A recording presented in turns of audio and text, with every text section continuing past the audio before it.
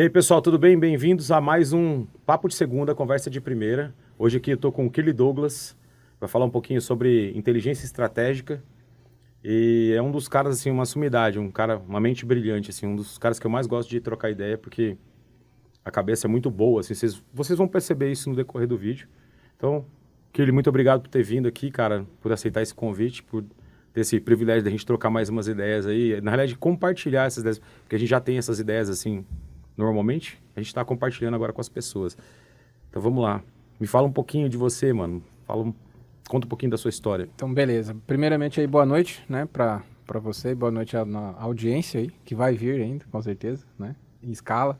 Boa noite à equipe técnica toda aí, parabéns pelo trabalho, pela iniciativa do projeto. Obrigado de novo, irmão, pela confiança aí, pela oportunidade, melhor dizendo, beleza?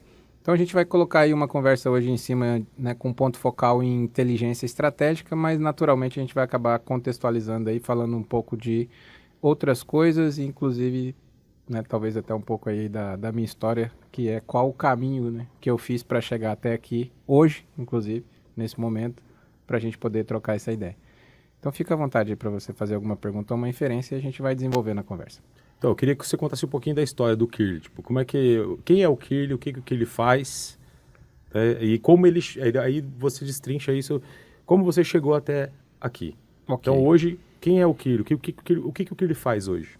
Bom, eu sou o Kirley Douglas e hoje eu estou, né, ainda estou numa função de serviço público, né, tenho 22 anos de carreira militar e desses 22 anos, 5 anos eu estive no Exército e até então, há 17 anos, eu estou na Polícia Militar de Mato Grosso do Sul. A história ela passa pelo seguinte, eu sou de 81, né, nasci em 81, sou filho de policial militar, da primeira turma do Estado aqui. O Estado não tinha nem se dividido ainda, né? Tava na transição da divisão, entre 77 e 79. Meu pai é da turma de 78. Então, nasci já nesse ambiente, né? Vamos dizer assim, da Polícia Militar, no ambiente da farda, das armas, de uma família pobre, né? Até a gente vai falar sobre isso também, fala família humilde, fala não necessariamente, era de uma família pobre mesmo, com limitação de recurso, com limitação de cultura, né? Onde um dos caminhos, né, que se tinha ali, que provavelmente era o caminho mais assertivo, né, mais certeiro para poder desenvolver a vida, né, era buscar os estudos. Então, de alguma forma, acredito que eu fui bastante privilegiado aí pela natureza de gostar de estudar. Não me acho que eu sou um cara inteligente nem estudioso, mas quando for necessário e quando foi necessário, a gente procurou se esforçar para poder alcançar aí esse espaço. Com 19 anos eu passei em 3 concursos, né? E fui para a carreira militar nas Forças Armadas. Isso porque você não é inteligente, você passou em 3 concursos. Na ocasião eu tinha passado no concurso da Aeronáutica, para Fuzileiro Naval da Marinha e para Sargento do Exército, né? Da Escola de Sargento das Armas, Sargento de Carreira. E aí eu optei para ir para Minas Gerais, Três Corações, onde eu fiz um curso de formação de sargento na arma de infantaria. E aí eu retornei para trabalhar aqui no CMO, enfim. E aí fui seguindo a caminhada. Tive uma constituição de família, né, e depois, em 2005, eu já tinha um certo desconforto, né, com algumas coisas da força e também pela necessidade de aumentar meu capital, né. E um caminho que eu tinha que era certeza era o caminho didático. Então, estuda, passa no outro concurso que te rentabiliza um pouco mais e melhor e segue. Então, assim foi. Então, em 2006, eu fui para a Academia de Polícia Militar na Polícia de São Paulo, Academia do Barro Branco, onde eu me formei lá durante 4 anos, né, em 2009, e aí eu retorno para o Estado. E desde então eu começo uma trajetória aqui também dentro do Estado, né, rapidamente aí contando a minha história. Trabalhei um tempinho aqui ainda. Nessa época não tinha essa academia aqui, ainda não tem, acho que, né? Não, hoje a gente já tem. tem. Hoje a Polícia Militar de Mato Grosso do Sul, né, tem a sua própria academia aqui no Estado, mas até então não tinha. A gente formou a segunda turma de oficiais agora, né, recentemente. Então, na época, inclusive, o Estado fazia esse convênio com outras academias e outros estados, e aí o pessoal saía para se formar, voltava, né, e tomava aqui as suas posições. Eu acabei trabalhando no começo em Paranaíba, no nordeste aqui do estado, na região do Bolsão. Depois eu fui para Corumbá, né, fronteira com a Bolívia, passei um tempo lá. Aí depois eu fui para... Esses lugares que eu fui, que são os batalhões, eu já tinha um certo... Eu acabei indo... de alguma forma, né, a gente fala, caiu de paraquedas, não necessariamente, mas eu tive um certo tato com a inteligência, logo, né, desde o começo, um pouco conhecimento primário, mas o que a gente chama de agências locais, né? Então eu trabalhei um pouco em agências locais, nessas unidades operacionais, em Paranaíba e em Corumbá. Depois a gente até fez um trabalho bem legal em Corumbá lá, que envolvia risco sanitário, então acho que deu uma carimbada ali no meu passaporte e eu acabei indo para a Agência Central de Inteligência na época, né? Que seria, hoje é a Diretoria de Inteligência, mas na época era a Agência Central. E a partir dali a gente foi desenvolvendo outros trabalhos também bem interessantes mesmo. É lógico, né? O assunto envolve questões de sigilo e questões delicadas, né? Que não convém falar, até por ética e por protocolo mesmo, né? Da profissão e da área, principalmente da área de atuação da inteligência. Tem muito mistério em cima disso, né? Mas de fato tem coisas que não convém. E depois eu tive a oportunidade também de trabalhar na inteligência do DOF, né? Eu fui chefiar a inteligência do DOF. A minha missão, inclusive, lá era implementar, né? De fato, reorganizar a inteligência e fazer praticamente uma implantação, uma transformação lá da agência, do Departamento de Operações de Fronteira. Na época atuava em 51 municípios também, zona bastante crítica, né? Então a gente também conseguiu angariar bastante experiência por ali. Algumas capacitações, interagências, né? Contatos internacionais e ter uma noção diferente, né, do nosso estado. E na prática, né? Você tem o viés da teoria e você tem os conceitos e você vai e aplica. Eu acredito que isso seja uma das coisas que mais confere a experiência, né? Quando você, lógico, não necessariamente você precisa da didática para produzir a experiência, mas quando você tem a didática e a técnica e aplica, certamente a chancela da experiência ela confere mais propriedade. Indiscutivelmente, acredito eu, né? Perdão. E depois teve um fato bastante interessante que eu saí da área da inteligência e fiquei na parte operacional. E foi em 2015, para ser preciso, dia 24 de maio de 2015. Aí eu fui atropelado numa ocorrência de tráfico, né? As pessoas falam, Kirley, dá um Google no Kirley Douglas e provavelmente vai achar esse evento aí. Então foi um evento bastante crítico, né? Tinha um risco de morte ali.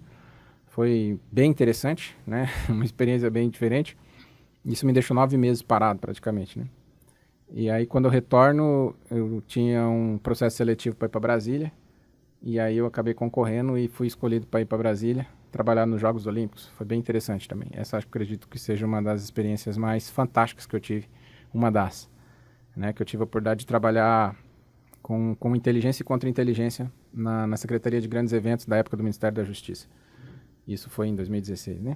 Jogos Rio 2016. Naquela ocasião, fiquei basicamente 6 meses empenhado nessa missão, né? Desde o planejamento à execução e depois os relatórios ali de fechamento durante 6 meses, ou seja, todos os Jogos Olímpicos.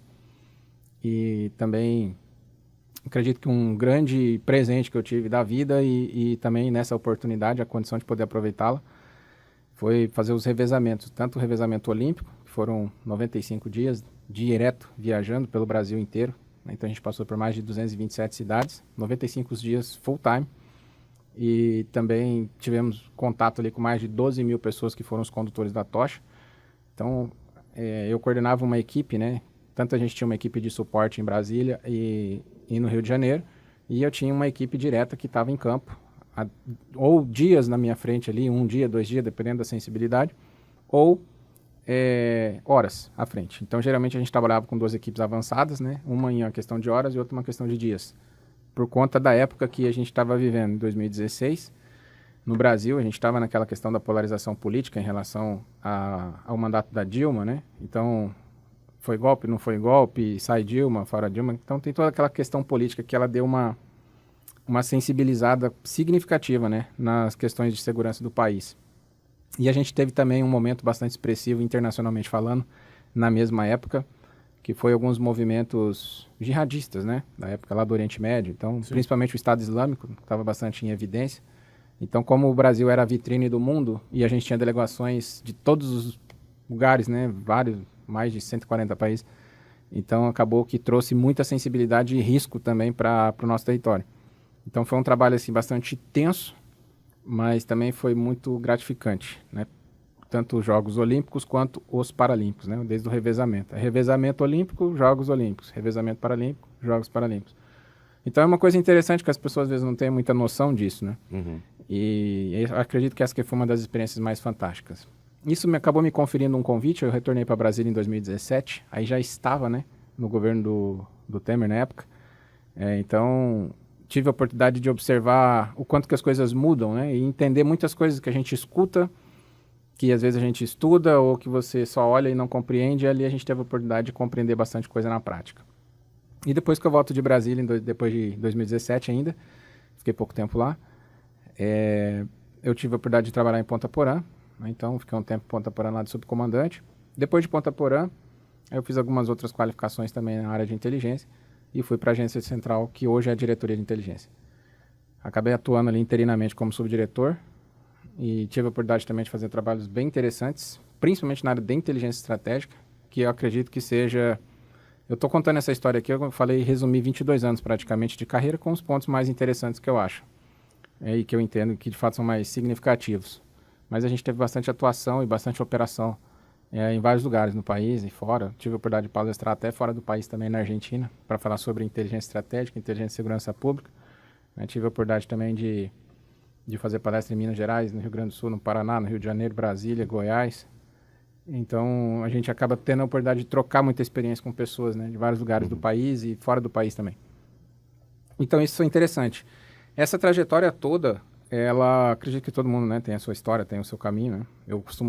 A gente já conversou sobre isso, né? Quando a gente pega e para fazer um exercício de reflexão e fala, se ancora, né, no presente aqui e preste atenção quais foram os momentos da sua vida, né, que aconteceram coisas fatídicas, né, que mudaram o rumo da sua história e foi construindo essa trajetória para você chegar onde que você está hoje, nas condições que você tem. Então esse é um tipo de inferência, né, que eu gosto muito de fazer na provocação do pensamento. Eu acho que eu estou falando em 1.5, mais ou menos, né? Mas beleza, vamos lá. Qualquer coisa dá para diminuir. Os caras diminuem lá. Depois diminui. Eu quero ver. Põe no 2 aí, eu quero ver o que vai sair. 5. Vamos lá.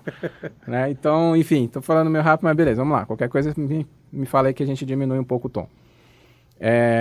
Então, essa reflexão, ela é bastante interessante de pensar, né? Pô, todos os pontos ali que compuseram a sua história e todos os pontos que mudaram o rumo da sua história, né? Então, quando você começa a ligar um desse ponto no outro e numa perspectiva de um exercício de reflexão, né? Partindo do presente ou até mesmo onde você pretende chegar no futuro, é importante ter essa ancoragem no presente e olhar para trás e entender qual que é a sua trajetória, o que aconteceu, o que você aprendeu, por que você fez o que você fez, né? Quais foram as circunstâncias daquele momento que te levaram a tomar ou não tomar certas decisões e que no final, que nesse final é exatamente essa a questão, que nesse final dessa história é exatamente o nosso presente.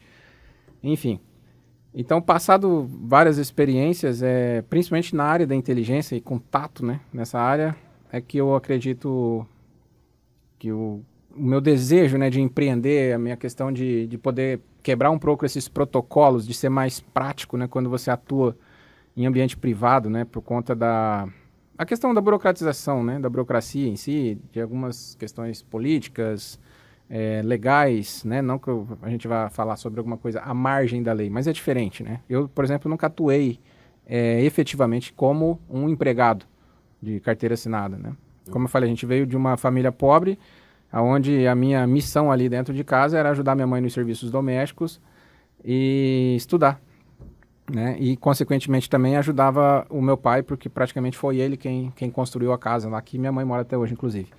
Né? Então, a nossa missão era aquela ali. E ele falava, vai estudar, vai estudar, vai estudar. Então, quando estava na função doméstica com a mãe ali, às vezes, quando finais de semana, que era quando ele mexia na casa, a gente era o orelha seca, né? Como a gente diz aqui, o orelha seca. Expressão que eu nem sei se fora é conhecida ou não. Mas o auxiliar, digamos assim.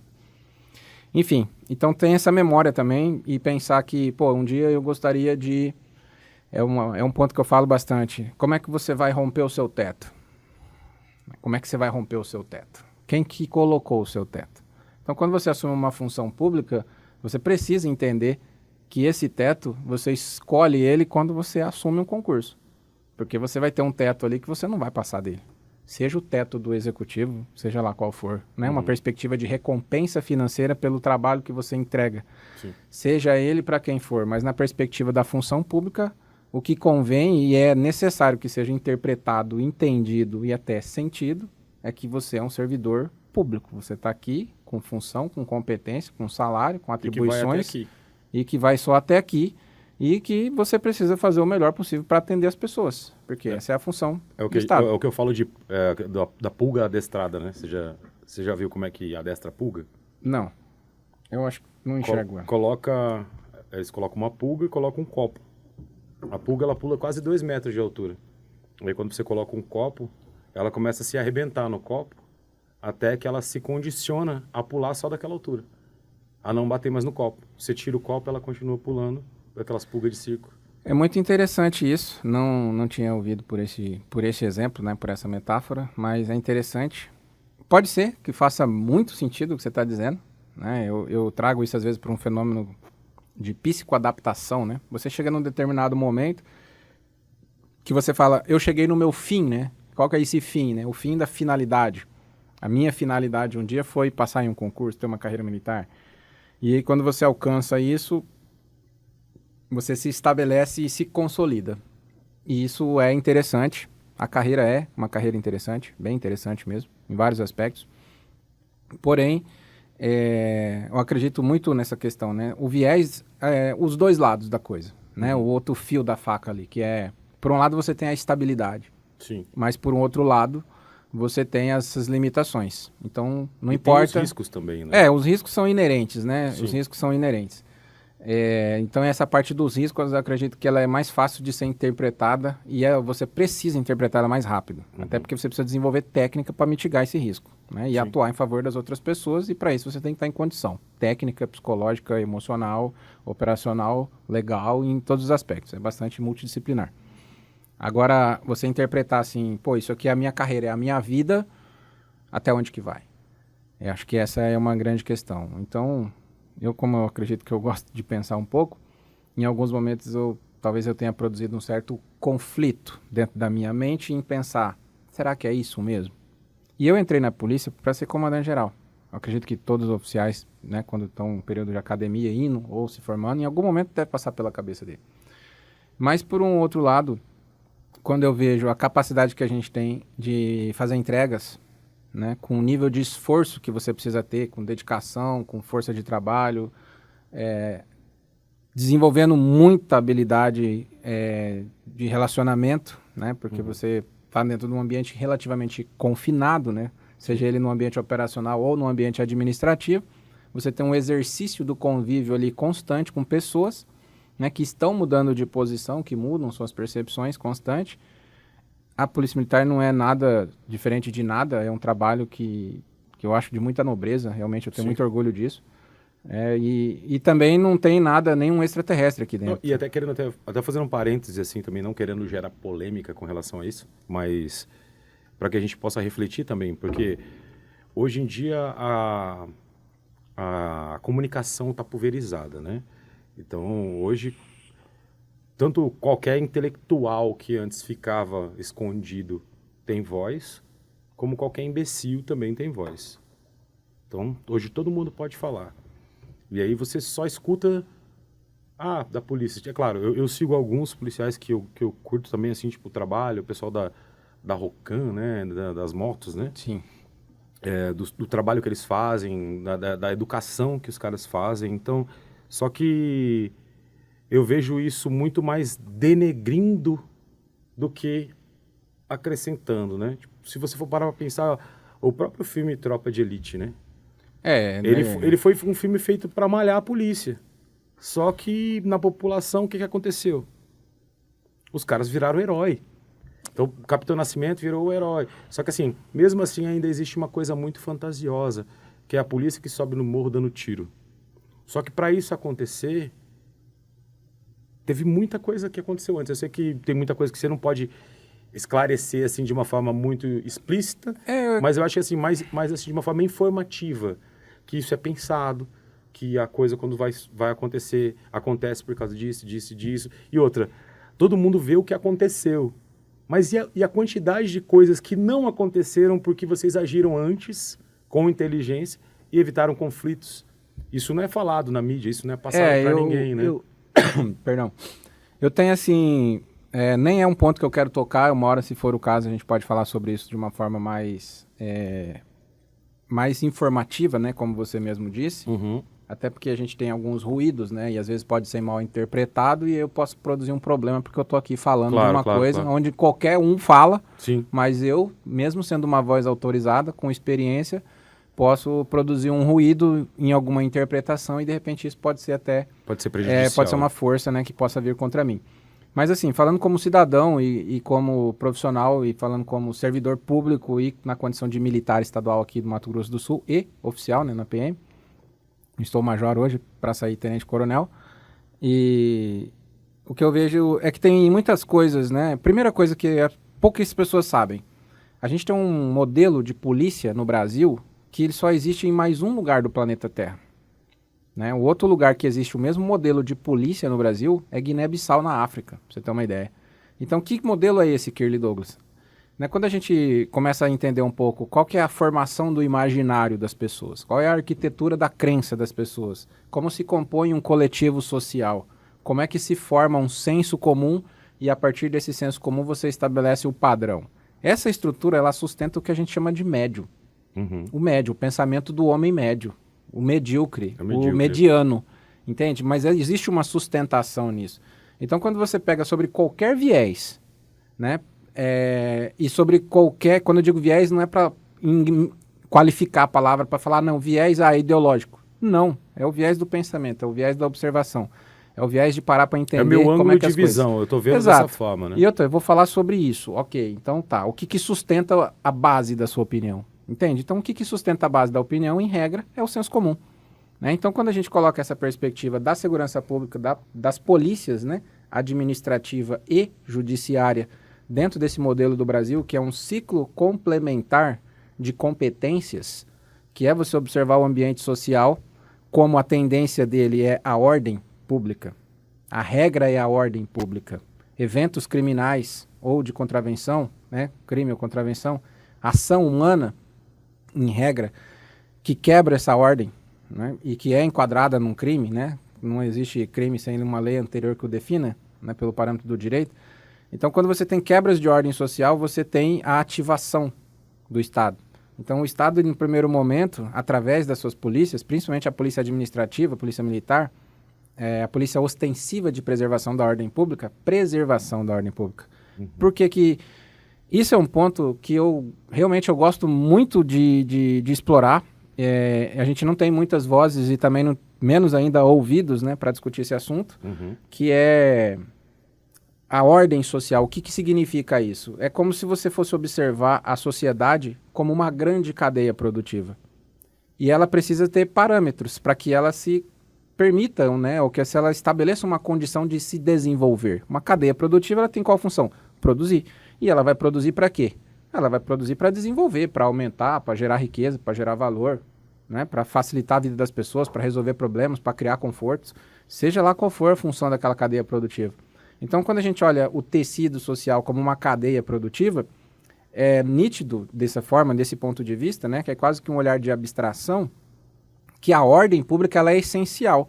Se você não tem um ambiente de ordem, constantemente, a cada momento que um evento, geralmente, mesmo que não seja pela ação humana, né, pode ser uma ação das intempéries, uma ação da natureza, mas em regra, quando se fala de comportamento humano, quando ele quebra essa ordem, você tem o quê? Uma interrupção nessa cadeia. Então, quando você para pensar e enxergar a sociedade, de modo geral, como uma cadeia produtiva, a manutenção e a preservação da ordem pública ela é essencial para que aquelas pessoas daquele território se desenvolvam. Sim. Então, isso é essencial. Então, essa é a perspectiva da essencialidade. E por quê? Onde eu estou querendo ancorar esse pensamento aqui? Para a gente chegar no pensamento depois da quebra da ordem. Porque aqui você está percebendo uma instituição de Estado, né, o próprio Estado em si, através do monopólio da força, que é o que faz ser o detentor da sua própria soberania, tanto de defesa externa quanto de segurança pública, a defesa interna. Então, quando você observa isso, você entende que é essencial, porque se não tiver, é o estado do caos. Sim. E aí no caos você não tem desenvolvimento. Você vai ter oportunidade? Vai, mas você não tem uma garantia de desenvolvimento. E a tendência é que os recursos que existam disponíveis para aquele ambiente, eles precisam ser colocados de uma forma contingenciada. Então você não tem necessariamente o mesmo tempo de planejamento e, consequentemente, o custo disso é muito maior. Então, quando você vê ações quebrando a ordem dentro de uma sociedade, aí você deixa de perceber o Estado como uma preservação de direito, como a preservação do direito das pessoas para manter aquela ordem, então precisa regular os comportamentos, mas essa perspectiva basta você garantir o direito das pessoas. Então eu garanto, né, na função pública, o direito que aquelas pessoas têm dentro daquele território de ter um convívio saudável. e favorável a uma produção, uma produtividade, o desenvolvimento. Quando você percebe um evento que quebra essa ordem, você precisa agir de uma forma diferente. Você age como controle, entende? Então, essa percepção que a sociedade tem hoje predominantemente da polícia é como se fosse uma polícia de controle social. Sim. Entende? E aí você escapa que só tem a perspectiva do controle social, a força, né, proporcional, legal, legítima, até mesmo com letalidade, ainda é legítimo, né? Mas você só tem esse lado aqui, porque o que a gente vê na regra como ponto, já não é mais o ponto. É o contraponto da coisa. Porque o ponto é a ordem, e o contraponto é o caos. E o ponto não vende também, né, na mídia. O que vende é isso aqui. De certa forma, isso infere, por exemplo, em várias coisas. Quando a gente for, por exemplo, entrar num assunto aqui de discutir um pouco sobre inteligência estratégica, né, que é esse ponto que eu quero traduzir essa linguagem desse tipo de percepção para falar como é que eu coloco esse pensamento, essa reflexão dentro de uma cadeia produtiva de negócio, de privado. Sim. Entendeu? Qual que é a minha capacidade de pegar, interpretar o conceito de inteligência, que é você usar várias ferramentas para que você consiga produzir um conhecimento sobre uma situação, sobre um fato, sobre umas circunstâncias, qual é a situação daquilo, qual que é o contexto, qual que é o tempo de recorte ao qual você está analisando aquilo. Ter as contingências disso. Exato, para você produzir um conhecimento de fato sobre alguma questão, uma demanda, que seja ela qual for. Você fala, ok, então eu aplico a inteligência aqui para eu conseguir diagnosticar esse cenário, essa situação, esse fato. Ok, a partir do momento que você consegue diagnosticar, o que se infere sobre isso? Tá bom, e agora? O que eu vou fazer com isso? Teoricamente, infere-se que você vai ter um plano de ação. E esse plano de ação ele precisa ser aplicado da forma mais estratégica possível, porque é basicamente sobre contingenciamento de recursos, ou seja, economia de recursos, a simplicidade daquilo que precisa ser feito, e a simplicidade geralmente ela é resultado de processos sofisticados, porque senão ela é simplista ou ela é simplória, ou você fala assim, isso aqui é fácil, mas você não conhece a raiz do problema, na hora que você vai aplicar ele não dá resultado, ou ele trava, porque você não identificou alguma variável dentro daquela situação ou daquele contexto. Enfim, eu também acho que realmente não é um assunto tão comum, mas eu acho que essa é uma boa oportunidade para a gente começar a falar sobre isso. Então, quando você pega essa perspectiva, ok, a inteligência eu consigo produzir um diagnóstico, e a estratégia? A partir desse diagnóstico eu consigo estabelecer uma linha de ação. Sobre o quê? Sobre qualquer coisa que tiver em questão, que você parar para prestar atenção, falar, isso aqui é uma caneca, então você vai produzir um conhecimento sobre isso e vai decidir o que fazer. Buscando. Isso numa aplicação pessoal, ela acaba reverberando em todas as outras... Porque se você fizer esse tipo de aplicação pessoal, vamos dizer assim, trazendo para a pessoa, né? Essa inteligência estratégica. A partir desse momento, tudo que ela for produzir, ela vai usar isso. Seja no negócio, seja no relacionamento, seja no convívio social, seja em tudo que ela faz, ela aplicaria isso, não aplicaria? Com certeza. Isso é bastante interessante, né? Ainda bem que a gente está tomando chá. Porque chazinho é bom. Um chá importante. Eu costumo dizer o seguinte, irmão. Eu penso assim, eu não quero defender a minha ideia nem nada. Eu divido, né, na medida do possível, que quando a gente fala de tecido social, de camada social, de sociedade, não de uma estratificação, mas para entender. Hoje a gente fala de engenharia social, né? Se você tem uma engenharia, provavelmente você tem um produto anterior arquitetônico, né? Que é o que eu falo, a arquitetura da crença. A arquitetura daquilo que se acredita. Como é formado isso, como é composto. Ok. Então, à medida que a gente começa a observar, a gente aqui já na faixa dos 40, né? De 82 aqui, com convívio com pessoas a gente viu algumas transformações no planeta Terra. Sim. Né? Você que é um cara de tecnologia, você mais do que nunca hoje tem bastante propriedade para perceber o que o mundo se transformou a partir do momento que a tecnologia se apresenta. Sim. Né? E infere até nas próximas revoluções industriais ou até mesmo na ameaça, que há quem coloque até o apocalipse na conta da inteligência artificial. Porque daí vira a Skynet. Né? Então, exatamente. Então, isso é bastante dinâmico nesse pensamento. Mas nessa linha que você está falando de trazer isso para a pessoalidade, o que eu gosto de pensar, por exemplo, eu vou pegar uma linha ali de René Descartes, né, num viés de pensamento socrático, de filosofia clássica. Aí até se pergunta, quantos livros Sócrates escreveu? Nenhum. O que eu quero dizer com isso? Que o parâmetro referencial dele era a contemplação, era a percepção, era prestar atenção e entender como é que as coisas funcionam. Então, dessa linha de pensamento socrático, você tem uma frase clássica que penso, logo existo, por exemplo. Né? E, por outro lado, num contexto social atual, aqui é filosófico. Aqui, na perspectiva sociológica, você tem o quê? Uma chancela validando, por exemplo, aquela frase que a ignorância é uma virtude. Entende? Então, quando você trata a palavra inteligência, ela presume a produção do conhecimento. A inteligência é a capacidade de você interpretar alguma coisa. É transformar aquilo em um conhecimento útil e aplicável e que tem capacidade de produzir mudanças e de transformar alguma coisa. E como é que você não consegue perceber, da mesma forma que não dá para descartar que isso é aplicável para a individualidade, para o indivíduo, para o ser humano? Então, aí você entra em qual viés? No viés do autoconhecimento. Então, você precisa de ter uma inteligência sobre você. Você precisa se conhecer, né? Conheça-te a ti mesmo e conhecerá os deuses e o universo, salvo engano. Uma frase também muito interessante. Então, quando a gente fala assim, pô, mas isso é aplicável em inteligência estratégica? É.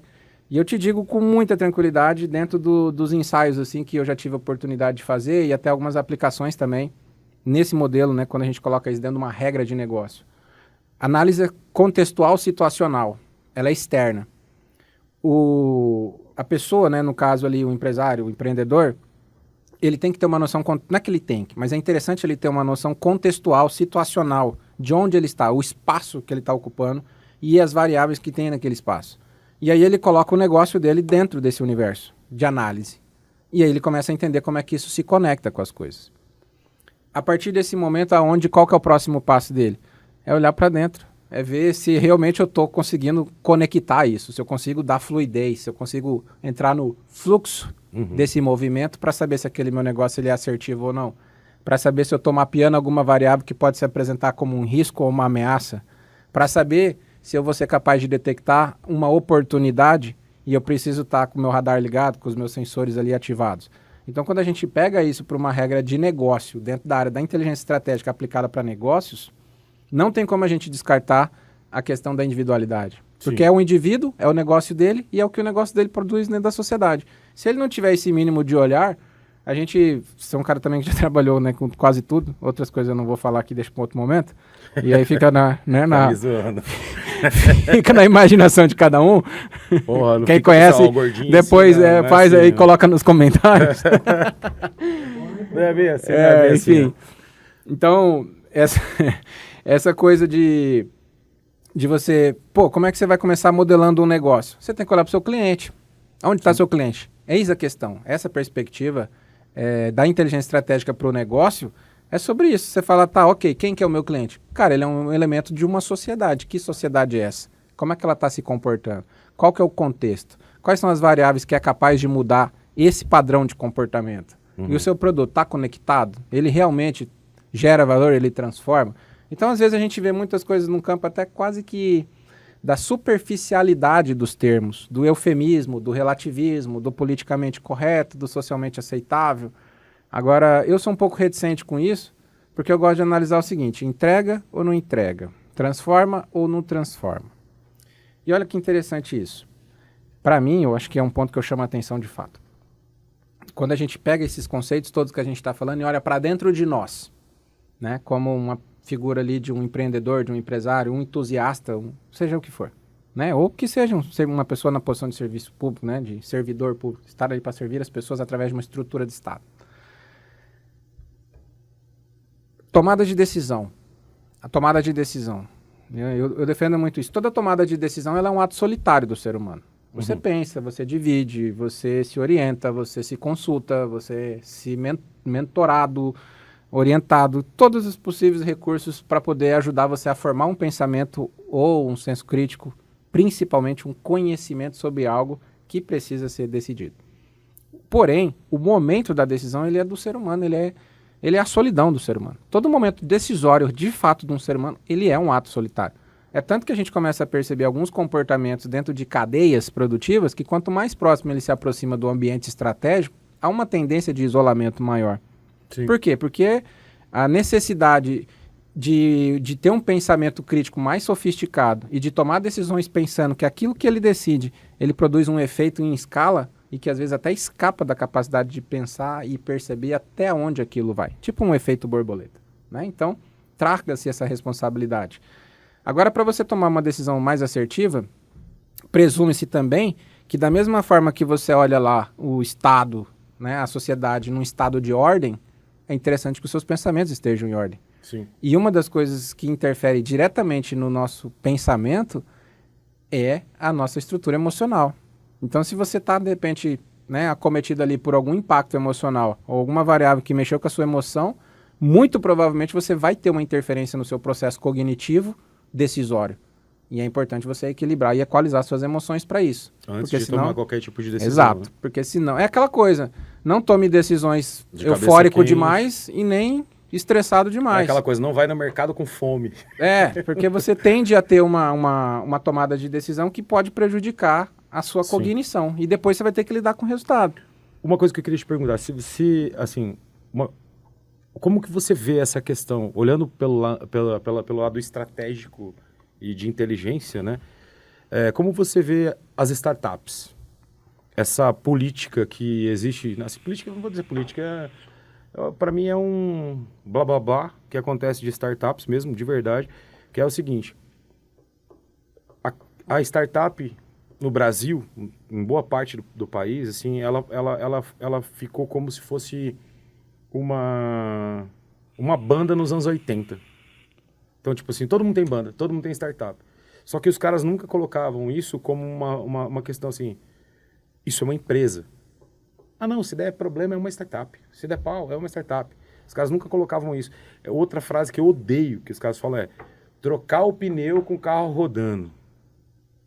Pra mim, isso é... Eu queria ver isso na prática. Isso é frase de preguiçoso. Pois é. Porque o cara não quer fazer um planejamento, o cara não quer montar uma estrutura não, a gente vai fazendo e vamos vendo qual é. Então, isso não tem um planejamento, não tem uma estratégia, você não está pensando o que vai acontecer, o que vai deixar de acontecer, aonde vai ter meu ponto aonde vai estar meu gargalo, aonde eu vou quebrar minha cabeça ali, onde eu vou me ferrar e onde eu vou dar certo.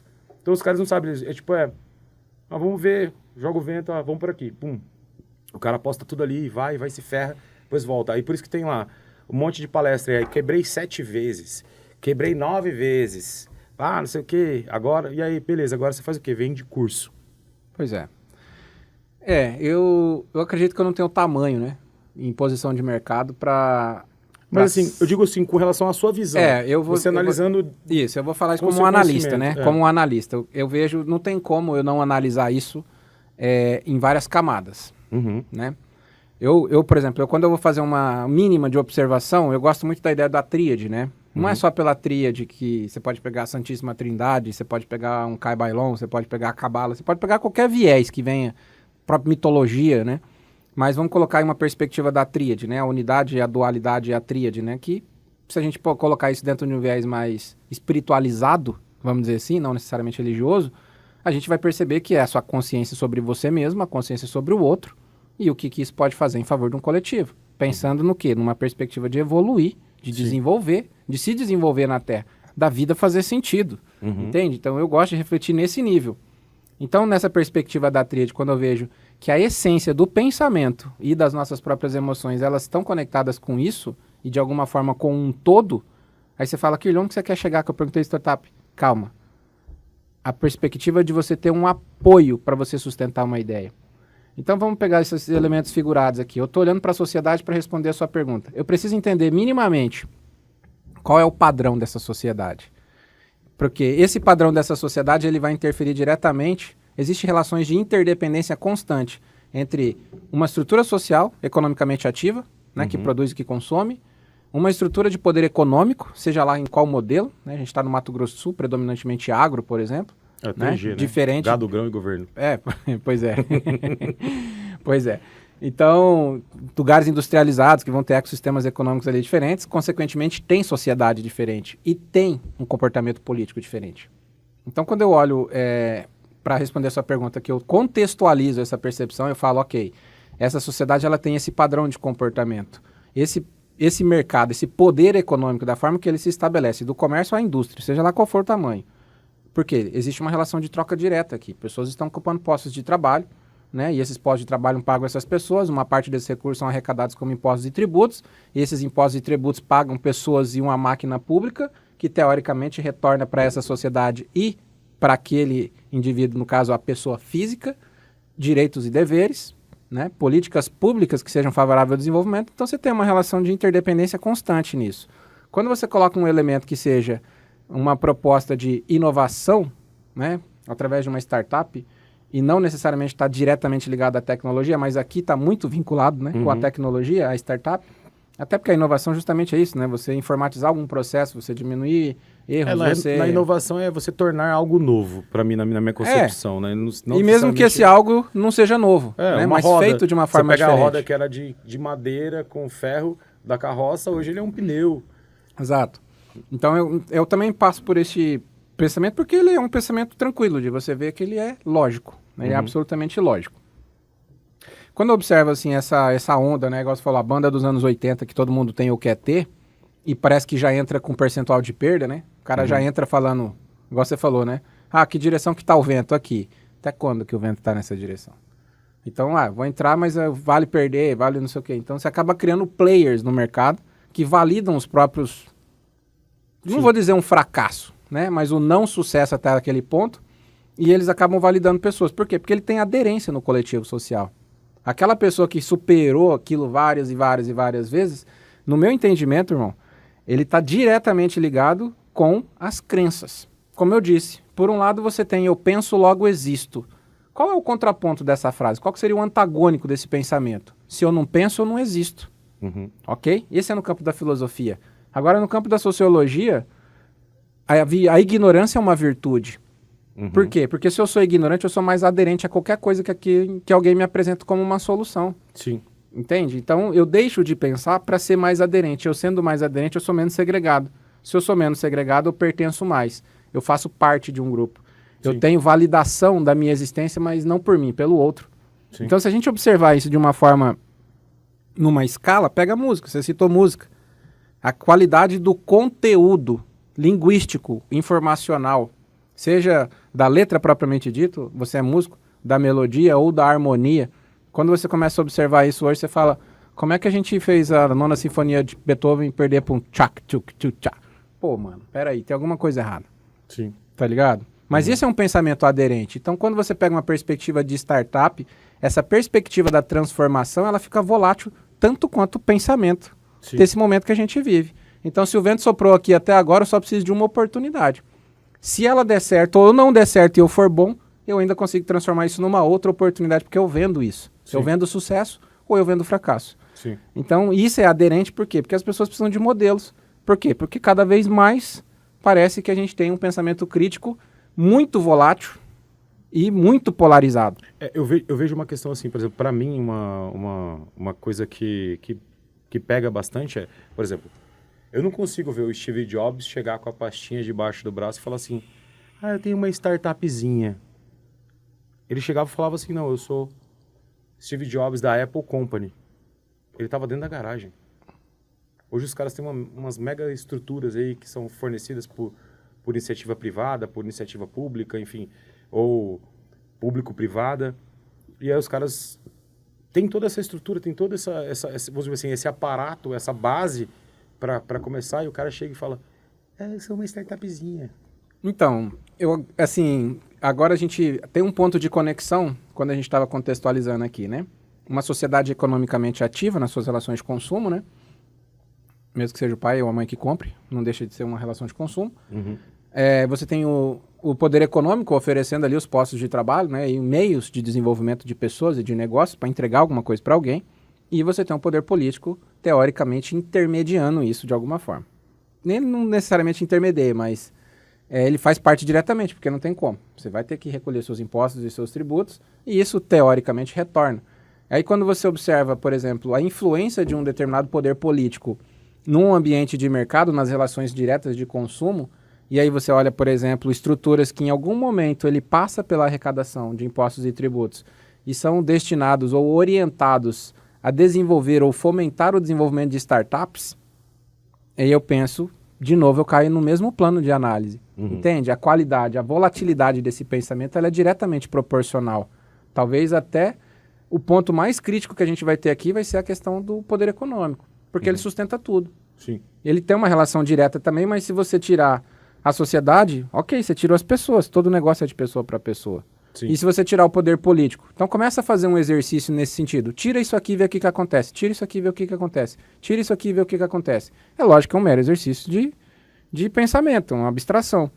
Mas você tem uma noção de qual é o efeito que isso tem. Por exemplo, o Waze. Uhum. Quem fez o Waze? Israel fez o Waze. Vendeu para Google depois de um tempão. Como que Israel fez o Waze? Israel está em questão hoje, por exemplo. Um dos países hoje que tem um dos melhores aportes tecnológicos, uma das melhores inteligências militares, um dos melhores exércitos, forças armadas de vários tipos, né? As forças de defesa.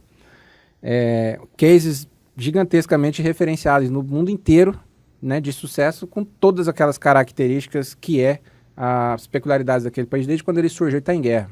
Sim. Né? Desde quando ele surgiu como terra, né, reconhecida ali, e se a gente olhar isso, né, o nosso padrão cristianista, a gente escuta constantemente falar, é judaico-cristão. De onde vem isso, então?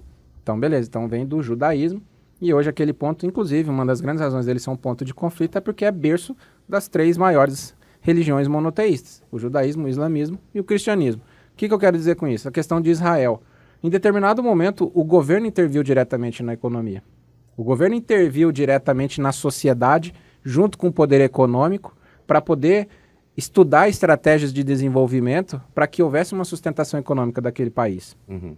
Então foi extremamente efetivo. Por quê? Porque ele entrou dentro de uma perspectiva de liberalismo econômico através do quê? De uma conexão com os grandes players ali, ou pelo menos com os grandes fundos de investimento na época. Na época os grandes fundos até operavam com 60% e o governo operava com 40% e ainda dava direito daquele player econômico depois comprar a tecnologia que fosse desenvolvida, desde que ela gerasse de fato uma transformação e gerasse valor de mercado. Como é que isso acontece? Quando ele realmente resolve um problema de alguém. Sim. Entende? Então, a partir disso, eu vejo que é um olhar que precisa, de repente, ou pode ser um pouco mais amadurecido para a gente ter um pouco mais de atenção na fase do planejamento. Uhum. Porque se é uma boa ideia realmente, a gente precisa validar, prototipar. Ah, eu quebrei, eu fali, eu não sei o quê. Eu penso, ok, eu não gosto dessa percepção. Eu, Kirley. Eu, às vezes, até brinco. As pessoas falam, e aí, como é que estão as coisas? Eu falo, tô vivo em movimento, irmão. O tempo todo as coisas estão mudando. Mas uma parada que eu vejo que tem uma diferença muito grande é o seguinte, por exemplo, você falou de Israel, né? Então vamos colocar lá. Você colocou, aí tem umas startups que estão entrando num programa de aceleração. Elas têm uma característica. E os caras sabem de onde eles vieram, onde eles estão e para onde eles querem ir, e como eles vão chegar, e se der plano A, plano B, plano C, sabe? Aí você traz isso para o nosso ecossistema brasileiro. Aí você tem locais que recebem subsídio público ou privado, ou público e privado, em que eles precisam justificar aquele espaço. Aí, para eles justificarem esse espaço, eles precisam de gente lá dentro. Se é bom, se está pensado, se tem um business plan decente, se está estruturado, se roda, se funciona, se não funciona, se transforma, se não transforma, se muda ou se não muda, passa a ser relativo. Porque eles estão lá. Aí aqui ele vai pro early stage, depois ele vai pro growth, aí ele vai para, sabe? E até virar uma empresa, vamos dizer assim, né? Que para mim é uma empresa desde o começo. Só que isso na minha concepção pessoal, tá? Então, assim, eu vejo isso muito assim... se a gente não tiver aqui startups, a gente vai perder os subsídios. Entendi. Então, a gente precisa colocar aqui, mesmo que seja um monte de merda, mas vai estar aqui. Sacou? Isso é uma coisa assim, que eu te falo, pessoal, eu vi isso acontecer em vários locais e muito... Quando a gente traz esse olhar muitos para o ecossistemas. Brasil, justamente, né? Eu gosto de olhar, eu gosto bastante da filosofia e também gosto bastante da geopolítica. Porque a filosofia, de fato, né, a questão do pensamento, da individualidade, da coletividade, do sentido da vida em si. E a geopolítica é você entender como é que funcionam as relações de poder dentro de um território. Uhum. Então, acho que essas duas combinações, ela ajuda bastante a você ter menos amigos, inclusive. Sim, é o meu caso. Você tem menos pessoas para conversar na mesa, cara. Falar, não, eu nem vou falar algumas coisas aqui, mas depois eu falo. Tá. Enfim. Vai pro off essas Vou pro off, vai make off. Eu penso bastante às vezes nisso. Mas enfim, então quando a gente olha ecossistemas, né, eu acho que é uma palavra interessante para colocar um pouco desses dois pontos de conhecimento. Um pouco da filosofia e um pouco da geopolítica e recortar um território e enxergar ele como um ecossistema de negócios. Se a gente pegar, por exemplo, eu sou fãzaço de Santa Catarina quando eu olho por este viés. Porque você vê que você tem vários setores da economia muito bem desenvolvidos, num território relativamente pequeno, Sim. né, mas que tem... Lá virou, Florianópolis virou um polo tecnológico. Ele hoje é o polo tecnológico Mercado Livre, muito expressivo. Tá tudo lá. Muito expressivo. Porrada de empresas de tecnologia, né? E por que ele funciona muito bem? Porque o ecossistema do Estado funciona muito bem. Então você tem agro, você tem metal mecânico, você tem têxtil, você tem várias indústrias de transformação que abastecem esses grandes mercados. Vocês têm grandes players hoje que estão, né, na B3 aí como empresas altamente consolidadas e muito bem avaliadas e que têm sustentação na história já, né? Empresas que têm fundamentos, né? Vamos dizer assim. Só deixa eu fazer um parênteses aqui para não ser cancelado depois. Então, tipo assim, eu falo assim, eu já vi isso acontecer, nessa questão, né, dessa... É quase que uma politização do negócio. Tipo, aí, coloca meu sobrinho aqui, coloca não sei o que lá. Não, tem que ficar aí, porque se não tiver aqui... É igual grandes empresas com verba de marketing, né? Cara, você tem isso aqui para gastar. Você tem que gastar. Ah, mas bicho, não dá para gastar isso aqui, porque vai... Só se eu queimar. Dane-se, queima, porque senão no outro ano não tem essa verba. Sacou? Então, é nesse sentido. E assim, não são todas as pessoas. É claro, tem um monte de gente esforçada, um monte de gente que faz das tripas coração aí para as coisas acontecerem. Aqui mesmo, a gente tem uma galera aqui no Mato Grosso do Sul que está sempre à frente, sempre correndo atrás e abrindo espaço e mexendo e tal. Mas, assim, tem muita gente nessa vibe, assim, de, sabe, tipo, só ocupar o espaço, porque se não perde. E acaba produzindo coisas pífias, coisas que... Eu não tenho, assim, eu tenho até uma certa ressalva, né, porque é um mundo que eu não conheço ainda. Como eu falei, né, eu tenho a minha opinião crítica muito estrutural, até mesmo quando... Hoje eu estava até conversando até com uma amiga de São Paulo, a gente estava falando sobre isso, né? Fazer um movimento para, de repente, levar um olhar diferente, né? Aí você fala, pô, mas quem é você na ordem do dia? A gente está conversando. Se fizer sentido, a gente desenvolve. Se não fizer, tá tudo bem, vida que segue. Né? A gente não precisa quebrar 7 vezes para falar que um dia eu vou dar certo. Sim. Entendeu?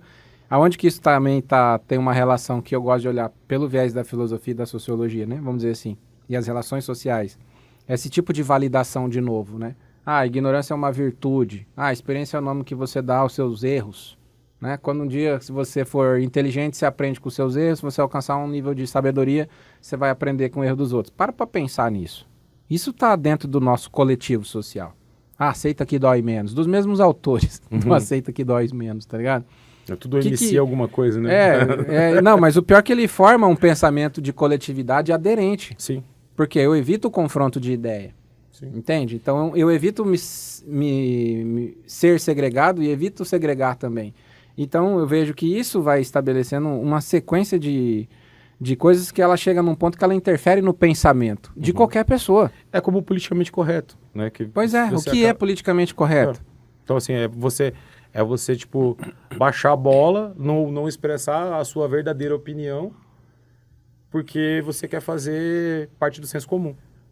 Então, necessidade de pertencimento. Exatamente. Né? O socialmente aceitável segue o mesmo caminho, o relativismo segue o mesmo caminho e o eufemismo, né, a suavização daquela aparente pseudo-grosseria também. Agora, quando a gente pega esse pensamento, eu acredito que está relacionado com isso. Né? Tudo bem que às vezes para as pessoas até falam, pô, mas é difícil às vezes conversar porque é difícil sustentar uma linha de raciocínio. A gente já falou sobre isso, até na nossa palestra. A acomodação mental. Você quebrou uma linha de raciocínio, já era. Sim. Você quebrou uma linha de raciocínio do ser humano, ele pensou um pouquinho fora da caixa, ou ele vai te rotular, ou ele vai entrar em modo de defesa e ele precisa encontrar uma zona de segurança para ele. Então, ele geralmente não desenvolve isso. Sem falar que o cérebro tende né, a aprender de forma estrutural. E economizar energia. Né? E economizar energia. Sempre, em regra. Então, se aquela experiência ali está validada para ele, ele não precisa de outra. Sim. Agora, você imagina isso em escala. É uma sociedade que vai dar impacto nisso aí, que vai dar impacto no perfil do economicamente ativo, que vai dar impacto nas pessoas que ocupam as posições de trabalho e que, logicamente, vai produzir impacto aonde? No modelo político que você tem de representatividades, né? Do executivo e do legislativo, principalmente. As pessoas que têm cargos eletivos. Porque elas assumem condições de representar. Por que ela representa? Porque o poder dela não é dela. O poder é do Estado. Mas a posição de poder é legitimada através, por exemplo, de um sistema eleitoral. Então, quando você começa a observar tudo isso de uma forma um pouco mais desmistificada, sem ficar polarizando nem nada, eu acredito que facilita entender muita coisa. E ao mesmo tempo que também pode oferecer para nós um ponto de vista diferente de quê? De que eu não preciso errar para aprender. Eu acho que isso é para a vida, tá ligado? Você não precisa ter o erro como a matéria-prima do conhecimento, do aprendizado ou da sapiência. Não precisa. Se você tiver a condição de prestar atenção, a gente começa a ser mais assertivo, Porque produzindo menos erro. Você começa a entender o erro porque você prevê. Exato, você se antevê. Você não erra porque você viu ele antes. A gente vai pegar uma frase, por exemplo, Eu não preciso cair no buraco para falar que, puta, caí no buraco. Pois é. Se eu tô vendo buraco, eu desvio. Exato. Então, a gente vai olhar, por exemplo, num plano belicoso, de conflito. Pode ser num conflito mais extremo que seja, um conflito de nações. Quem não conhece o passado está fadado a cometer os mesmos erros no presente e no futuro, né? Então, se a gente pegar isso de uma porção maior, né, da proporcionalidade, e de novo reduzir isso ao indivíduo, é aquilo que a gente estava falando no começo da nossa conversa. Se você não parar ali, fizer uma ancoragem no presente, olhar para dentro de você e entender qual que é o caminho que a sua vida fez, é muito provável que a gente pode ter uma tendência de repetir algum comportamento que nos levou a tomar alguma decisão ou não, né, a omissão de algo, de uma atitude, que te colocou numa condição, de repente, de dificuldade, ou aquém do que você realmente pode estar, aquém do que você pode chegar. Então, isso parte do indivíduo para o coletivo e é o tempo todo. Por isso que, às vezes, entra nessa questão dessa criticidade, desse criticismo, e quando ele chega num ponto para falar... Eu acho engraçado, as pessoas falam, a vida é simples, a gente é que complica. Mano, aí aguça meu lado instintivo primitivo, cara. Eu falo, porra, mano. Eu acho legal esse seu jeito de falar quando você fala, aí você muda lá. Teve uma que você falou um dia, cara. Putz, você nunca. Como que era? Não dá pra. Não, era o filho de. Filho de quem? É aquele filho lá que todo mundo chama, tá ligado? Só que você falou uma parada, ficou elegante. Entendi. Filho de mulher de baixo meretriz, uma coisa assim que você mandou, tá ligado? Isso aí foi engraçado. Essas mudanças que você faz, né? Não, isso é sobre geração de valor, né? Uhum. Você vê, a lei de mercado, ela tá aportada numa das profissões mais antigas, né? Sobre gerar valor, satisfação, transformação. É dando que se recebe, né? Qual a dificuldade de entender isso? É, complicado. Mas, cara, dessa aí foi boa, né? Essa foi boa, né? Cara, uma coisa que eu queria que você falasse, a gente já tá indo para nossa reta final aí. Eu nem sei que horas são, deve ter passado voando. Não, até que foi de boa. Tá tranquilo. Eu queria que você falasse um pouquinho mais sobre essa aplicação mesmo, assim, da inteligência, pensando... Eu sei que a gente já falou bastante coisa, mas assim, eu queria que você destrinchasse um pouquinho mais para as pessoas entenderem o que elas conseguem encontrar, qual é o tipo de mudança que isso vai gerar para elas, né? Tipo assim, aquele lance do onde eu estou, para onde eu quero ir e para onde eu certamente vou. Então, assim, eu queria que você falasse isso um pouquinho para a gente ir para os nossos finalmente aí. Tá, você fala no sentido de como aplicar, por exemplo, a inteligência estratégica em ambiente de negócios? Ou Sim, com pessoas de negócios? Pode ser com pessoas de negócio, pode ser Entendi. com... Assim, mas eu queria que ficasse mais claro para as pessoas, assim, de uma forma mais leiga, para que eles entendam isso, entendeu? Eu acredito assim, são as perguntas que movem o mundo, Sim. né? Ao mesmo tempo que a nossa condição humana, se a gente funciona relativamente bem, né? No sentido de ausência de patologia, estado de consciência, aquela coisa toda, a gente também tem um modo de defesa extremamente poderoso, né? Então, nosso nível de autodefesa ele está diretamente ligado ao nosso instinto primitivo, né? À toa que a gente tem a emoção medo, né? Diretamente relacionado com o instinto primitivo, e a partir disso você modela as coisas, né? Então, o medo ele é um sensor, basicamente, de risco, de ameaça, né? A matéria-prima da própria coragem, vamos dizer assim. Uma linguagem diferente, né? Não estou aqui para validar termo científico, trazer a coisa mais para a prática. Então, quando a gente observa, às vezes, algumas questões de negócio, é natural, né, que... Primeiro que tem toda essa questão de entender um pouco esse tecido social, essas relações, quando elas partem de uma perspectiva de equilíbrio, de ordem, da consciência de saber o que eu estou fazendo aqui. Eu ocupo uma posição de trabalho. Beleza, para que você está aqui? Para garantir seu salário final do mês? Ok. Mas se você tiver um pouco mais de noção de que você tem uma função social dentro daquilo, provavelmente o seu nível de aderência àquilo vai ser mais interessante.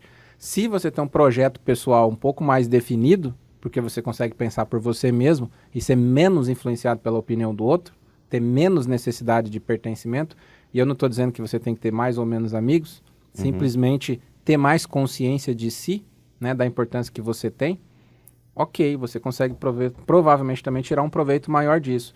Entender que as posições que você ocupa, elas podem ser meio para você alcançar outras posições em favor do seu desenvolvimento. Tipo, ganhar um território, né? Exato, você ganha território e você não contamina o território que você passou, ele vira um ambiente de oportunidade para o próximo. Então você começa até a pensar, eu não vou nem dizer uma escala evolutiva, mas você pelo menos evita a contaminação. Pô, eu saí dessa posição aqui e eu consegui entregar alguma coisa legal, a gente conseguiu deixar um legado.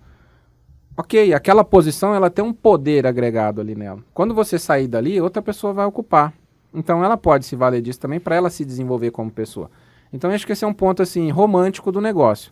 Agora, na prática, geralmente, quando a gente vai falar da questão do negócio, eu vejo o seguinte, com que nível que a gente está falando? Quando a gente fala de inteligência estratégica, a palavra estratégica, ela infere, em regra, se a gente for olhar isso, não substratificando a sociedade, falar, eu vou pegar essa camada aqui porque ela é A, ela é B. Funcionalmente falando, quem tem poder de tomar decisão está no ambiente estratégico. Sim. Certo? Se ele dá uns degraus de baixo, ele está usando uma metodologia bem mais comum, um ambiente mais tático ou em um ambiente mais operacional. Então, quando a gente fala de inteligência estratégica e fala-se, por exemplo, de produção de conhecimento, é para quê? É para assessorar quem tem poder de tomar decisão. Sobre um negócio, sobre né, o negócio em si, como é que a gente pode aplicar a inteligência estratégica? Primeiro que é você revisar essa perspectiva. Por exemplo, estamos numa crise. Se a gente olhar, tranquilo, acho que até agora a gente começou a falar de um monte de coisa, citamos até ex-presidentes, situações política, econômica, geopolítica, guerra, outros países, nações, interesses globais de geopolítica, mas a gente não precisa polarizar a nossa conversa, nem polemizar ela. Claro. Né? Mas, por exemplo, é fato que a gente está numa crise. E se a gente observar minimamente isso, é uma crise, se a gente for puxar uma linha de um ponto de estabilidade ao que se percebe agora de diferente, ela é uma crise que ela parte de político-socioeconômica. Né? Imediatamente, qualquer alteração hoje no ambiente político, ele está gerando um impacto muito rápido no ambiente econômico. E, consequentemente, ele vai gerar impacto no ambiente social. Porque você vai desequilibrar essa relação de tríade que a gente falou, sociedade, Sim. política e poder econômico. Né? Então, agora que a gente está diante de uma perspectiva de crise e com uma recessão no radar, dependendo do ponto de vista de quem estiver olhando, vai falar assim, não, mas quem que é esse maluco para falar que a gente está com uma recessão no radar? Né? Então, tudo bem, eu não sou ninguém, mas o que eu acredito que é um ponto interessante para se começar a falar de inteligência estratégica? Qual que é o grau de consciência que você tem? Entendeu? Sobre o seu negócio. Qual que é o grau de consciência que você tem sobre a sua equipe? Qual que é o grau de consciência que você tem sobre como é que a sua cadeia produtiva está rodando? Os pontos de conexão. Entende? Não, e análise de influência externa, interna. Exato, porque você vai olhar isso para dentro. Agora, o olhar de quem está no ambiente estratégico, geralmente, qual que é o sensor dele? É o caixa. Se o caixa dele bateu azul, tá valendo. Né? Eu sempre falo isso. Por quê? Eu falo até mesmo pela experiência que eu tenho de ser um profissional. Lá no começo a gente comentou disso. Uma polícia administrativa que tem a sua premissa de ação, ela é prevenção. Ela é evitar o caos. Então, como você também bem disse, e foi o gancho que eu peguei para falar sobre isso, quando é que você percebe isso quando não tem caos? Você não percebe, entende? Não percebe, só vai perceber quando tiver o caos. Só que aí muda o olhar, porque você deixa de sair de uma condição de prevenção e vai para uma condição de reação. Aí tem que ter força, tem que ter energia, tem que ter intensidade e, consequentemente, aparece mais, porque está caótico, quebrou Sim. a ordem, entende? Então, essa perspectiva, por exemplo, de olhar hoje para os negócios e falar como é que eu aplico inteligência estratégica aqui? Pô, você está consciente do que está acontecendo? Você já parou para rever a sua cadeia produtiva? rever os seus processos, rever o perfil das pessoas que estão ali dentro, na prática, entende? O seu caixa está batendo azul ainda, mas você consegue identificar se você tem perda? As pessoas pagam para ter perda. A gente sempre fala isso. Hoje eu tive uma reunião também, depois ainda na hora do almoço, conversando com um colega, um cara é um player também do mercado aí, interessantíssimo por sinal. E a gente estava comentando sobre isso, as pessoas não vê as perdas, não vê. Se a pessoa que está na posição estratégica, ela identificar que o caixa dela ainda está dando azul, tá tudo bem, irmão. Tá tudo bem, tá dando certo. Ok, sim, tá dando certo, mas, pô, tem perda? Aonde será que está a perda? Às vezes você pega grandes negócios gigantescos, uma cadeia gigantesca, com uma rede de fornecedor, com muita logística, ou com tecnologia altamente sofisticada, e às vezes você vai observar que os processos mais simples, que estão lá no ambiente operacional, tem falha. Sim. E é aonde que você tem a qualidade do dado para analisar. Hoje em dia a gente vem com essa questão de inteligência, Power BI, não sei o que, tecnologia e sistemas sofisticados e inteligência artificial, ok. Aonde está o input do dado? Em que momento que o dado entra num sistema para ele poder ser analisado, para ele poder gerar uma qualidade informacional para quem tem poder de tomar decisão? Entra, né? Exato. Então, se você não tem um olhar muito apurado para o ambiente operacional, que é onde aquele dado ele é imputado dentro de um sistema, seja que esse sistema é uma prancheta, entendeu? Uma prancheta e uma caneta. Seja ele a memória de alguém que depois vai sentar ali e relatar isso, de qualquer forma que seja. Então, esse olhar aqui, às vezes, ele está longe de quem está tomando decisão. E a comunicação nesse processo aqui, no processo produtivo, os pontos de controle de cada parte daquela cadeia, está saudável? Está comunicando? Constantemente a gente escuta falando, pô, você já falou isso, pô, o marketing teve problema com a venda, pô, a venda teve problema com o estoque, pô, o pessoal do estoque teve problema com a logística, o pessoal do marketing depois estava querendo dar um pitaco no RH, fala, ô, mas calma aí, entendeu? Aí você observa o quê? Uma desordem. Se acontece qualquer tipo de cerceamento ou de filtro de informação, só vai chegar na estratégica a informação seletiva. Exato. E aí e ferra detalhe, com tudo. A parte que é difícil entender isso, ó, irmão, realmente eu acredito que ela é um pouco difícil de entender. Não estou querendo trazer preciosismo para o meu discurso, não. Agora é o seguinte, quando você entende a cadeia produtiva, os pontos de controle, os processos principais e a comunicação interna ali do negócio, independente do tamanho que ele tem, né, comunicação interna primariamente, porque depois você tem uma comunicação externa. Sim. Você pode ter uma comunicação interna anterior, que é com seus fornecedores, e uma comunicação posterior, que são com seus clientes. Né? Agora aqui dentro, como é que estão as coisas? E o que você observa do território? Porque geralmente essas pessoas que estão dentro de uma cadeia produtiva, elas ocupam posições de poder dentro do negócio. Sim. E quando ela ocupa posições, qual que é a tendência do ser humano? Defender sua posição. Então, se de repente ela recebeu um erro, detectou um erro dentro do fluxo do processo produtivo, será que ela vai comunicar esse erro? Será? Será que ela vai absorver naquela cultura de não me traga problema, você está aqui para isso? E de repente extrapola a competência dela e ela fala, bom, eu não resolvi. Se eu resolver, eu vou expor o colega. Se eu não resolver, ou vou me expor, né? Eu vou me expor. E aí, às vezes, ficam falhas de processo, com sistemas caríssimos, sofisticadíssimos, às vezes, com um custo gigantesco, mas a falha está no momento que aquele erro é detectado, no momento que um dado é lançado. Eu já tive a oportunidade de pegar casos assim, de tipo, ter um sistema, a coisa... não, tá tudo no sistema, tá tudo lá, tá tudo funcionando. Aí você vai ver, chega lá, faltando informação, faltando dados, coisas feitas tipo, de uma forma completamente esdrúxula.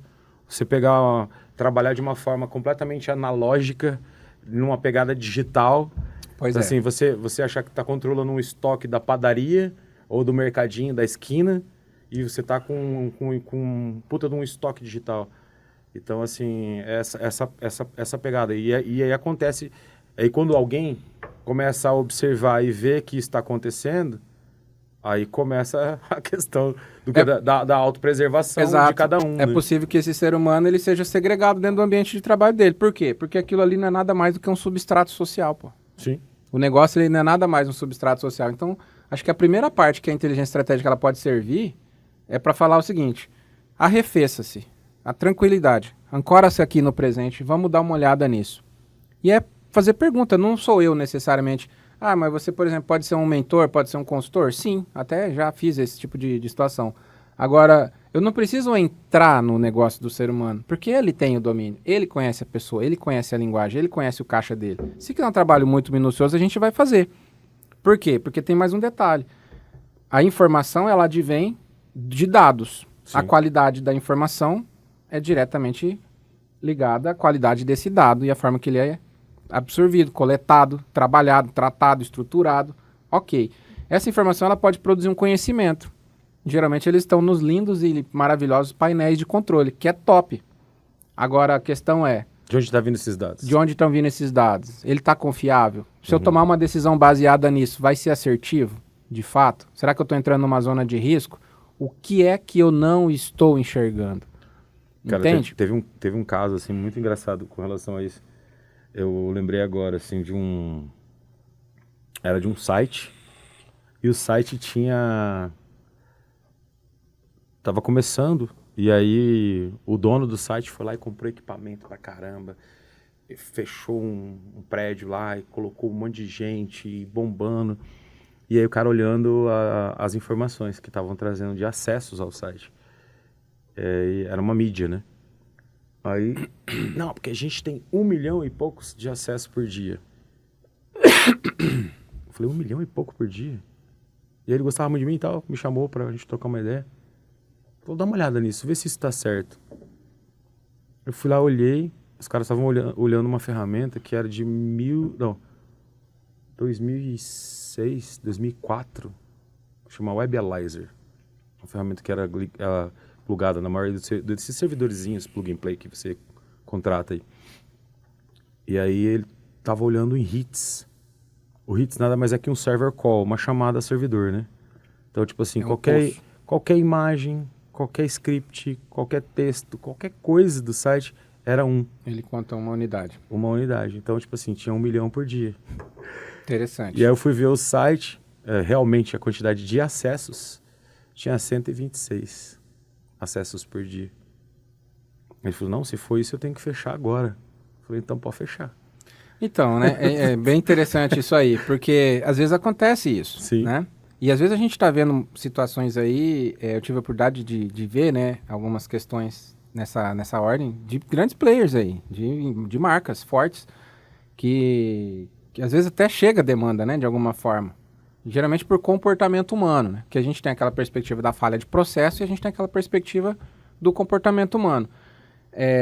Hoje eu procuro, assim, transicionar um pouco mais, colocar mais energia na comunicação desse modelo, né? Dessa regra de negócio de inteligência estratégica para negócio, justamente para desmistificar aquela coisa da investigação corporativa, ou estritamente do compliance, ou uma auditoria, entende? Não é essa questão. É só uma validação mesmo. É uma questão justamente de você analisar, tá de acordo? Porque esse olhar, ele é maior, ele tem que ser o olhar do dono.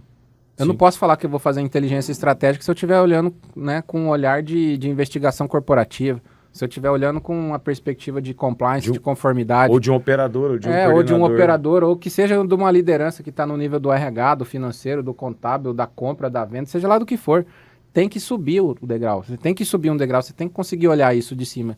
E quem que olha isso? É o dono. Sim. São as pessoas que tomam decisões, ou o representante, né? Às vezes de uma corporação, de uma cooperação ali de pessoas que estão ali desenvolvendo algum tipo de negócio. E essa é uma questão também, porque essas pessoas geralmente elas estão muito ocupadas. Sim. Então, de repente, ela não vai ter tempo nem de pensar de se questionar e ela estabelece relações de confiança. Então, ou seja, a cadeia de comunicação interna dela, em regra, é estabelecida por relações de confiança. E aí tem essa questão do comportamento humano. Ah, Kirli, você está dizendo que está fazendo um mau juízo sobre o comportamento do outro? Não, irmão.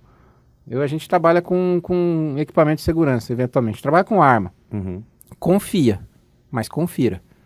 Sim. Entendeu? Confie, mas confira. Nesse caso mesmo, desse exemplo que eu citei, assim, eu procurei não colocar a situação como uma situação, assim, de sacanagem, entendeu? Alguém tá querendo sacanear, tipo, tô colocando isso aqui porque o cara não entende e ele vendo esse número grande, ele vai investir mais e tal. Então, assim, eu procurei não olhar nesse prisma. Eu só coloquei na situação, assim, tipo, de repente, de uma certa ignorância, né? Ou falta de habilidade com os dados. Eu vejo isso aí, irmão. Eu vejo assim, essa questão da, né, outra, foi uma pauta também que a gente tratou hoje. Eu falei, qual que é a perspectiva de negócio? O que permeia um negócio nesse sentido de inteligência estratégica? E quando você vai conversar com pessoas no ambiente estratégico que têm poder de tomar decisão, geralmente são pessoas que têm a caneta ou a chave do cofre, né, ou o poder de fazer alguma coisa, contratar, demitir, enfim, versionar, expandir, fechar, comprar outra, seja lá o que for. Esse perfil, né, de pessoas, como a gente falou, nem sempre ele ainda tem aguçado a sensibilidade de como que o ambiente operacional dele está funcionando. Né? Então, quando a gente às vezes oferece um olhar diferente nessa perspectiva, é justamente para provocar o pensamento. Provocar o pensamento, quebrar a linearidade do pensamento. E quando a gente fala isso, mas você está querendo dizer como é que eu vou fazer? Não, meu irmão, não é isso. E outra, a gente não está aqui para fazer um juízo de valor sobre o seu modelo de gestão. A gente está aqui para encontrar alguma suspeição que seja, ou uma evidência, de que algum ponto dessa cadeia pode ser revisto em favor de uma melhoria. Não em favor de expor ninguém. Porque ele tem o poder de tomar a decisão. Sim. Se ele quer demitir, se ele quer contratar, se ele quer aumentar a equipe, se ele quer treinar a equipe, tá ótimo. Isso aí é uma decisão dele. O nosso olhar é falar assim, temos um ponto aqui que é interessante dar uma olhada com mais profundidade. Vamos fazer um ajuste nesse ponto, nesse aspecto aqui. Enfim, ok, o meu relatório é esse aqui. Vamos fazer o caminho de volta? Onde que esses dados estão entrando para dar o valor dessa informação aqui? Ok. E agora, como é que ela está sendo interpretada?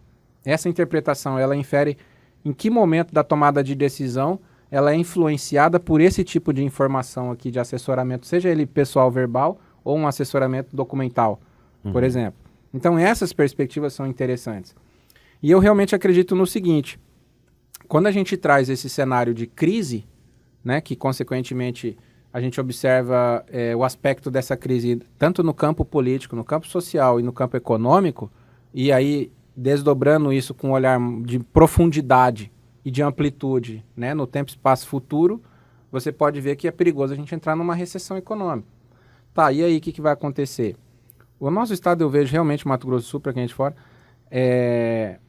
ele está num momento muito privilegiado de crescimento.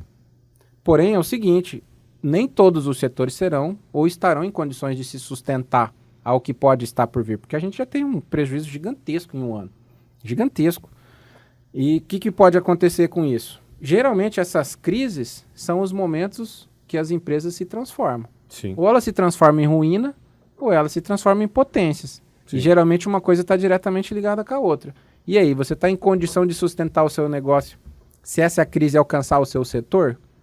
Aonde que está os seus recursos de aporte, de oportunidade? Entendeu? Não é muito afeta ao meu setor, mas eu vou comprar uma outra área, vou investir numa outra área. Eu estou vendo aqui que eu estou mais sustentado. Então, beleza, na hora que meu concorrente quebrar, eu vou comprar a empresa dele e eu já tenho a fatia de mercado e os clientes junto. Então, se a gente olhar minimamente isso, pode ser o espetinho do bairro. E esse movimento, ele acontece, ele é um fenômeno social. Ele não é uma questão política só necessariamente econômica ou social. Isso é um fenômeno. Então, quando a gente olha para esse viés e fala, vamos trazer um olhar de inteligência aqui. Porque na hora que a gente alcança esse player, né, o perfil do cliente, vamos dizer assim, né, na nossa perspectiva, ele sabe do negócio dele. Sim. O que a gente quer fazer, inclusive, para ele, é ele ter certeza de como é que tá. E se não tiver, que a gente ofereça um olhar também para ele poder colocar isso dentro de umas conformidades. Seja ela de ajuste ou de preparação de oportunidade. Para muitos, você vai ter que pedir para ele descer do triciclo e sair do Fantástico Mundo de Bob, que vê só azulzinho lá e tá de boa, entendeu? Pois é, mas eu penso, ok, esse é o cara que daqui a pouco alguém vai comprar a empresa dele. Alguém vai contratar o melhor funcionário dele. Sim. Entendeu? Ou ele vai quebrar. Aí ele vai quebrar. E ele vai abrir uma brecha de mercado, porque tem pessoas que ele atende e vão deixar de ser atendidas e, consequentemente, vão buscar outros. Então, tem uma lógica muito simples nisso, né? E lógico que não precisa ser toda essa selvageria. Se a gente olhar dentro de uma perspectiva, de novo, de sistêmica, ecossistêmica de negócios, você consegue estabelecer pontos de equilíbrio. Por quê? Porque eu não necessariamente preciso comprar você. Mas, de repente, se eu consigo investir na sua estrutura e a gente conseguir manter isso sustentável, por que a gente não vai fazer uma parceria? Sim. Entendeu? Porque você já é player, você já está numa área que eu não tenho domínio, mas a gente tem uma correlação nisso. A gente não precisa ser sócio nem nada, mas estabeleça uma parceria de um ponto saudável. Comece a olhar isso para ter um ponto de vista diferente das coisas. Sim. Porque quem não fizer isso, no momento de crise, Vai tudo morrer. bem, pode até não morrer no mercado, mas ele vai tomar um prejuízo, ele vai tomar um atraso. E quem estiver mais preparado vai estar em vantagem.